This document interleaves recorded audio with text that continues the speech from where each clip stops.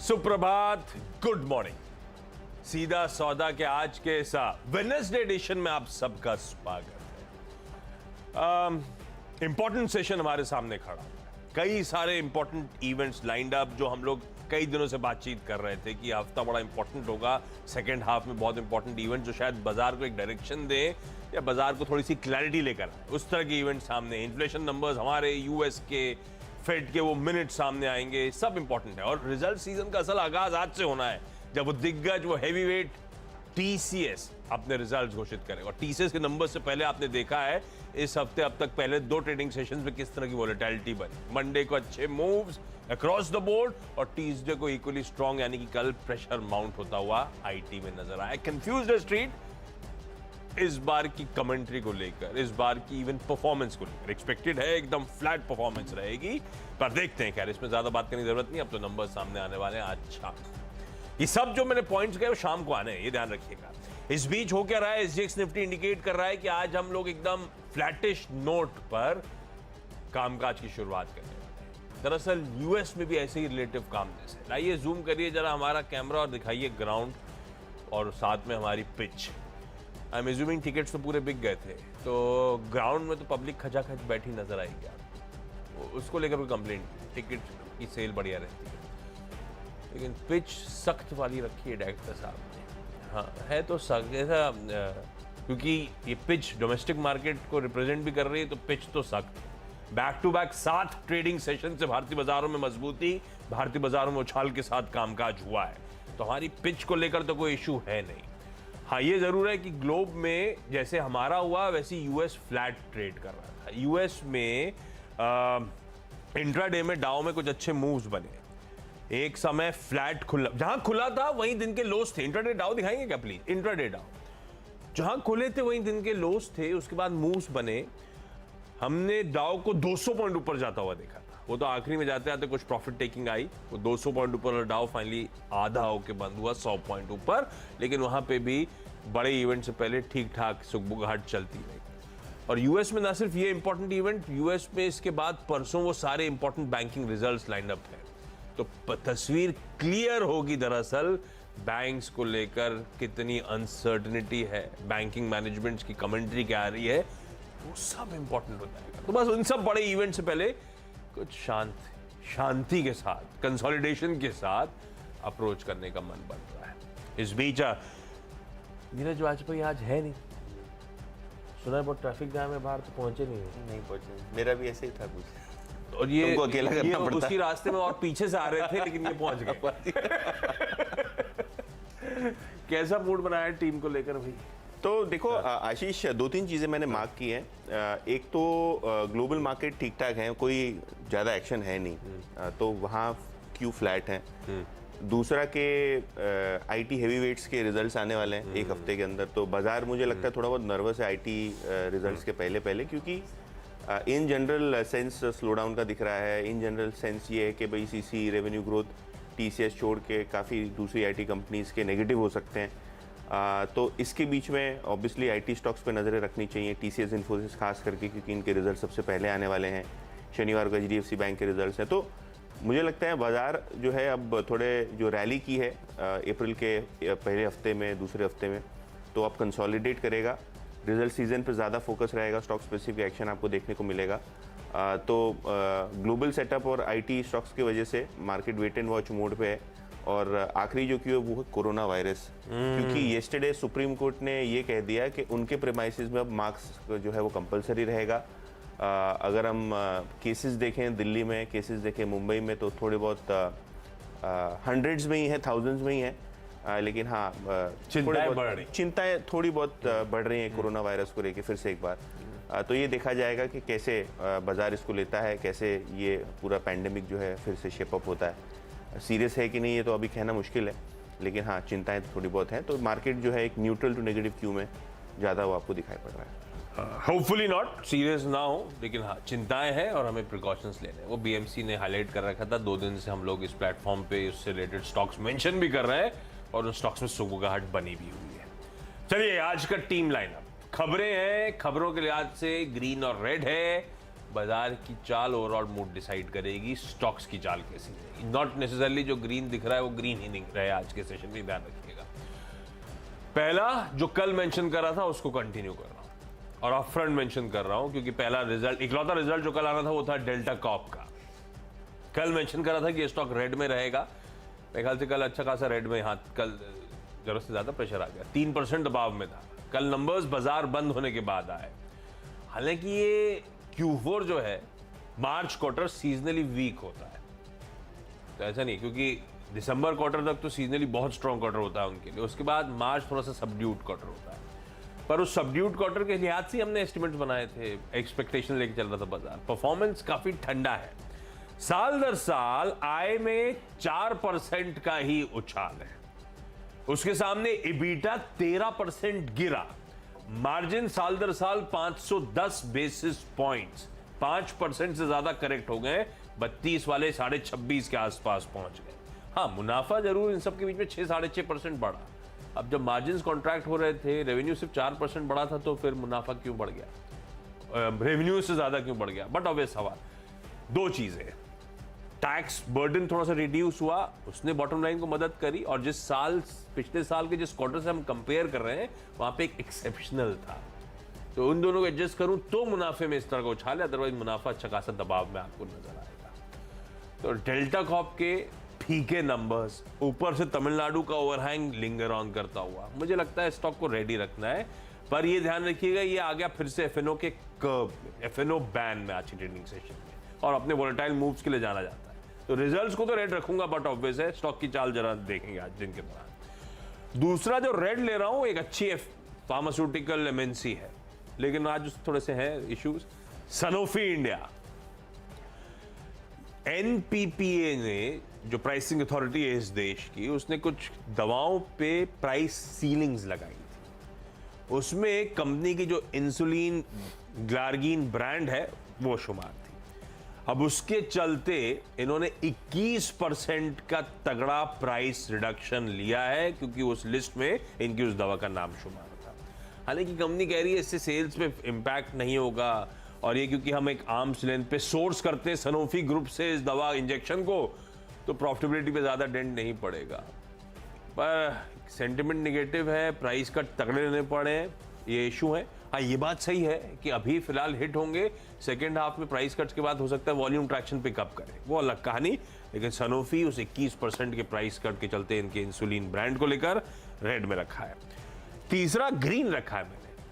हालांकि इस तरह की स्टोरीज जो थी, मोनोपोली बिजनेसेस, मोनोपोलिस्टिक बिजनेसेस, या अपने स्पेस की इकलौती लिस्टेड कंपनीज वहां पे बड़ा प्रीमियम कमांड करके गई थी बीच में कोविड टाइम्स में, ये सब फिजल आउट स्टोरीज है।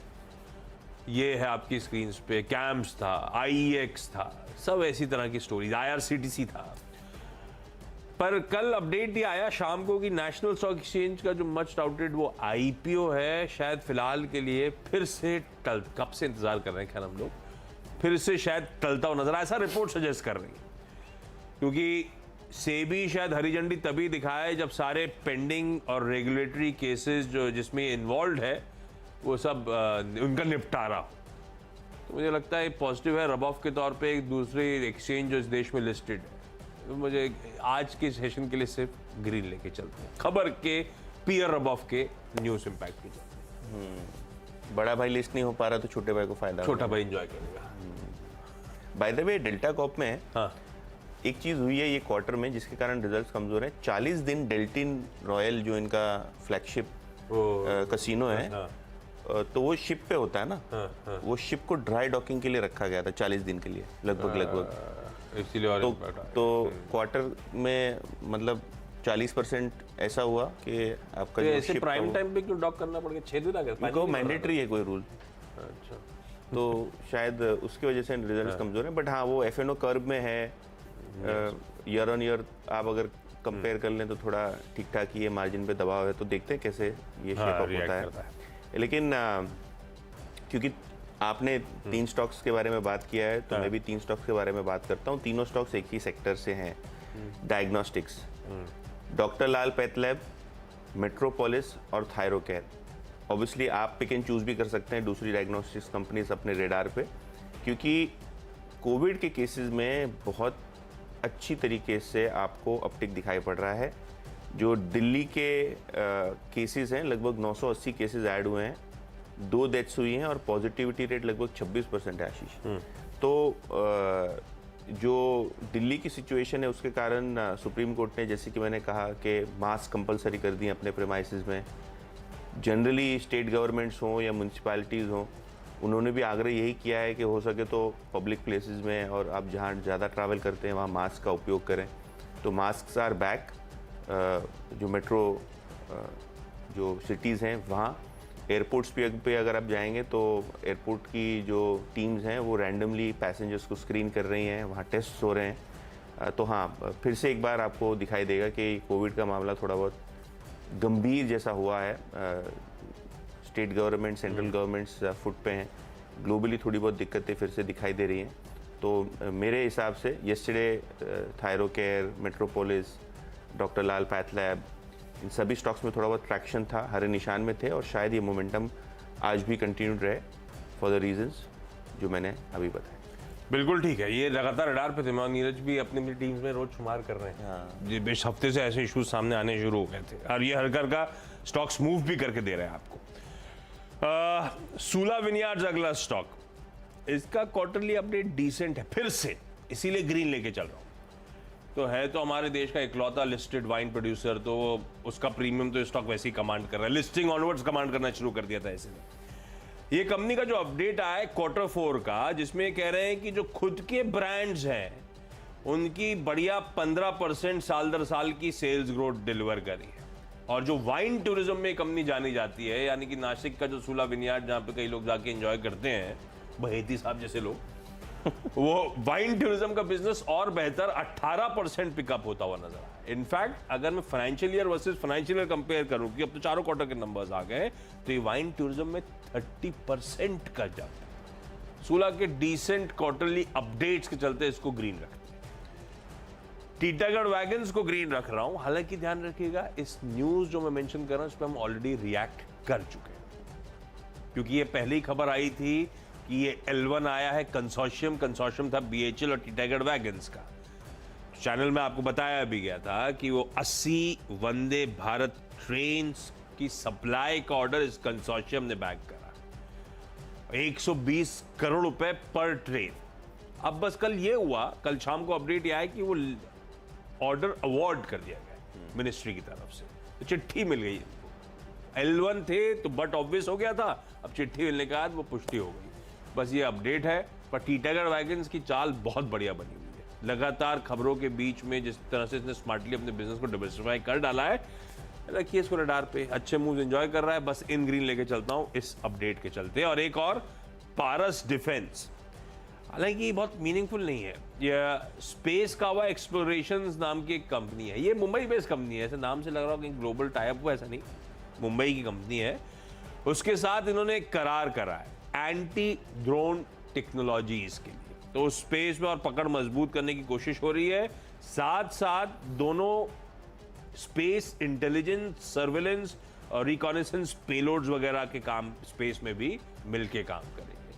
पारस डिफेंस सुस्त पड़ा हुआ था, लेकिन इस कल के अपडेट से पहले आपकी स्क्रीन पे 6% का मूव बना है। तो सिर्फ वॉच आउट करिए, देखिए खुलने के बाद किस तरह का मूव बन रहा है। ऐसा ना हो खबर पे डंप हो जाए स्टॉक। वॉच आउट करेंगे, लेकिन खबर तो अच्छी है स्टॉक के लिहाज से। 6 निपटा दिए थे मैंने। तो ऑब्वियसली आशीष ने कहा टीटागढ़ वैगन के बारे में, और उसी के चलते BHEL भी आज फोकस में रहेगा। तो आशीष की टीम में टीटागढ़ वैगन है, हमारी टीम में BHEL है। BHEL ऑब्वियसली जो वंदे भारत ट्रेन है, यहाँ मेजॉरिटी कंसोर्शियम पार्टनर है। और जैसे कि आशीष बता रहे थे, 120 करोड़ रुपए की एक ट्रेन है वंदे भारत की, और टीटागढ़ वैगन और BHEL इसको मिलकर बनाएंगे। तो ये BHEL को रखिए रेडार पे, वायदे बाजार में है। स्टॉक कल 1% जितना ऊपर था, आज ऐसा लग रहा है कि 1-2% का मोमेंटम यहाँ भी बनता हुआ दिखाई पड़े, ये वंदे भारत ऑर्डर के लिए। और काफ़ी सारे दूसरे ऑर्डर्स भी कंपनी के किटी में आ सकते हैं कैपिटल गुड स्पेस में, तो इसको भी अपने रेडार पर रखें। ऑब्वियसली ये 5वां स्टॉक का जो है वो प्रदीप फॉस्फेट जो हम डिस्कस करने जा रहे हैं। इन्होंने अपना जो ग्रैन्युलेशन यूनिट है इसको फिर से रिज्यूम कर लिया है। प्रदीप फॉस्फेट की बात करें तो ये जो केमिकल फर्टिलाइज़र कंपनीज होती हैं इनको जो है बहुत सारे मेंटेनेंस शटडाउन लेने पड़ते हैं साल में, अपने प्लांट्स को दुरुस्त रखने पड़ते हैं। तो जो Q4 में इन्होंने अपना प्लांट, या अभी शुरुआती में समय में इन्होंने अपना प्लांट बंद कर दिया था मेंटेनेंस के लिए, वो फिर से एक बार शुरू हो गया है। खबरों के लिहाज से रखिए रेडार पे, स्टॉक थोड़ा बहुत दबाव में था, लेकिन हाँ अब लग रहा है कि ये जो ग्रैन्युलेशन यूनिट्स इनके शुरू हो गए फिर से एक बार, तो थोड़ा बहुत ट्रैक्शन यहाँ भी आता हुआ दिखाई पड़ेगा। जो दूसरा स्टॉक में लेने जा रहा हूँ वो है वीनस पाइप्स। तो HNI इन्वेस्टर जो हैं बड़े, आशीष कचोलिया काफ़ी जाने माने निवेशक हैं, इन्होंने कंपनी में 2% हिस्सेदारी खरीदी है। कल एक बड़ी ब्लॉक डील हुई थी वीनस पाइप्स में और काफ़ी HNI एक्शन की बातें हो रही थी। फाइनली अगर हम बल्क डील डेटा देखें जो स्टॉक एक्सचेंज पे अवेलेबल है, उन्होंने 720 रुपये प्रति शेयर पे 4 लाख शेयर खरीदे। ऑब्वियसली स्टॉक का क्लोज 786 रुपीज़ पर शेयर के हिसाब से आया, तो उनके भाव से लगभग 10% ऊपर। लेकिन हाँ, क्योंकि उनका नाम आया है और लोग जनरली इनको फॉलो करते हैं, तो ये एक स्टॉक है जहां आपको थोड़ा बहुत ट्रैक्शन देखने को मिल सकता है। तो ये 6 स्टॉक्स मेरे और आशीष की तरफ से। छोटा सा ब्रेक ले लेते हैं, अगले 4 स्टॉक्स पे बातचीत ब्रेक के उस पार।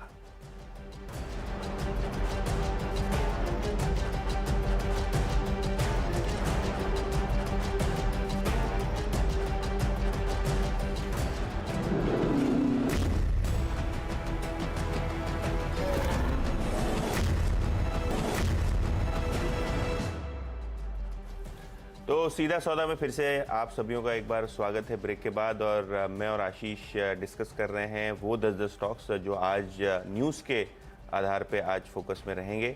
ऑब्वियसली 6 स्टॉक्स हमने डिस्कस कर लिए हैं और अब 4 स्टॉक्स बता देना सब। बिल्कुल एक साथ बता दो। सभी हाँ एक साथ बता दें।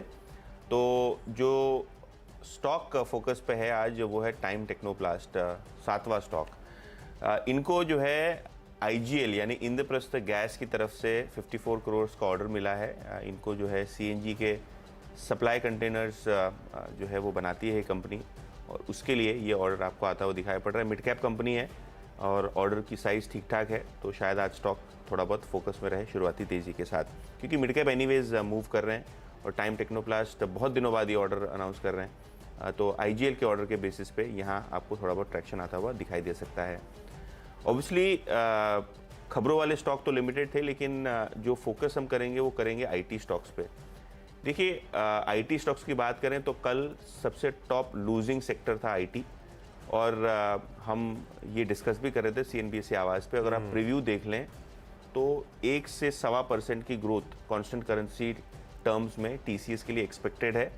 लेकिन ग्लोबली जो बैंकिंग इश्यूज़ हैं, जो फाइनेंशियल सर्विसेज को लेकर इशू हैं, चाहे वो यूरोप हो चाहे वो अमेरिका हो, बहुत ज़्यादा असर डाल सकता है इंडियन IT कंपनीज़ के आउटलुक पे, क्योंकि अभी भी 35 से 40% रेवेन्यू जो है वो BFSI स्पेस से आता है। तो हाँ, क्योंकि ग्लोबली हम देख रहे हैं IT स्टॉक्स पे दबाव है, बैंकिंग सेक्टर पे दबाव है, तो शायद आपको रिजल्ट्स में भी इसका रिफ्लेक्शन आता हुआ दिखाई पड़े।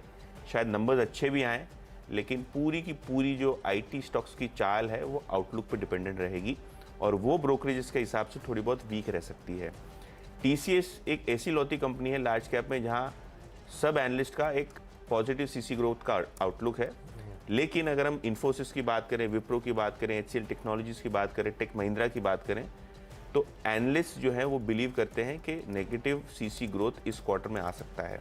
इन्फोसिस और विप्रो ये वो दूसरे नाम है TCS के अलावा जो आज ये टीम में है, और शायद ये आज भी दबाव में रहे। जो येस्टरडे का नेगेटिव मोमेंटम है वो आज भी कंटिन्यू रहे, ऐसा लग रहा है। एनालिस्ट से बातचीत कर रहा था मैं, तो सभी को लगता है कि थोड़ी बहुत नर्वसनेस इनटू द रिजल्ट्स आपको होती हुई दिखाई पड़ेगी IT स्टॉक्स में। TCS के रिजल्ट्स तो हैं ही आज, लेकिन ahead of results TCS, Infosys, Wipro रखिए अपने रेडार पे, शायद आज फिर से एक बार नेगेटिव बायस के साथ ट्रेड करते हुए दिखाई पड़े IT स्टॉक्स। क्विकली बता देता हूं बचे हुए 4 स्टॉक्स जो मेरी टीम के लेकर आई है स्क्रीन पे। पहले तो वो कोविड रिलेटेड जो जतिन ने यहाँ से स्टोरी की शुरुआत करी थी, फिर से लेकर आया हूँ। तो लिंडे इंडिया कल भी मेंशन था, कल पास पड़ा हुआ था, लेकिन ये कंपनी इन सब कंसर्न्स के बीच में एक फंडामेंटली स्ट्रॉन्ग आइडिया है, इसको रडार पर रख सकते हैं।